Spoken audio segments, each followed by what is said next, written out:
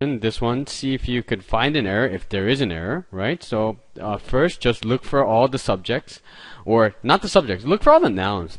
If you don't know what the operative subject is, especially since there's like dependent clauses, or I think it's also known as a subjunctive clause, find all the nouns and see what noun is actually operative for the sentence. Remember, the most important thing in any reading and writing question is probably identifying the subject and the verb, because what makes up a sentence, right? What makes up anything? You need a subject. What did the subject do? Something. Subject and verb, right? That's the most important thing when you want to decipher hard sentences. So let's look at this one. This one says, dog, the dog that went to Pets R Us. This is another noun. A prominent pet store, noun. North Korea's a noun, animals noun, and Kim Jong-un is a noun, right?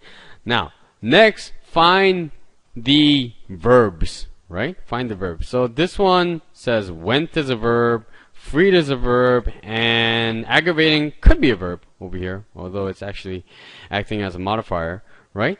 So let's look at this. Okay, what is the main idea of the sentence? The main idea of the sentence is the dog. What did this dog do? Not that went to Pets R Us. That is just simply describing what kind of dog, right? This dog freed the animals, freed all the caged animals. That's the main idea of the sentence, right? Subject, verb. That is operative over here. I'll explain everything else. Article the, which is definitive to this dog, right? The dog that went to Pets R Us. What is that describing? This dog. And what did that dog do? It went to Pets R Us. Right? And what is Pets R Us? This is what's known as an appositive. It redescribes a noun next to it. Right? A prominent pet store. A prominent pet store, it's Pets R Us. They're kind of interchangeable, but in this case, the extra info, as I like to call it, is this part over here. A prominent pet store. Right? You don't need this part over here. Main idea is freed all the caged animals. Right? Aggravating the surly vindictive leader Kim Jong-un. Right?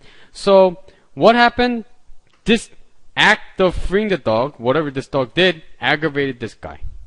Right? Kim Jong-un. You could check if this is a modifier or not by reversing it. So you could say something like, aggravating the surly vindictive Kim Jong-un, comma, the dog, freed, right?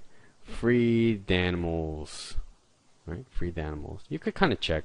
This is just simply modifying what this dog did in this whole sentence.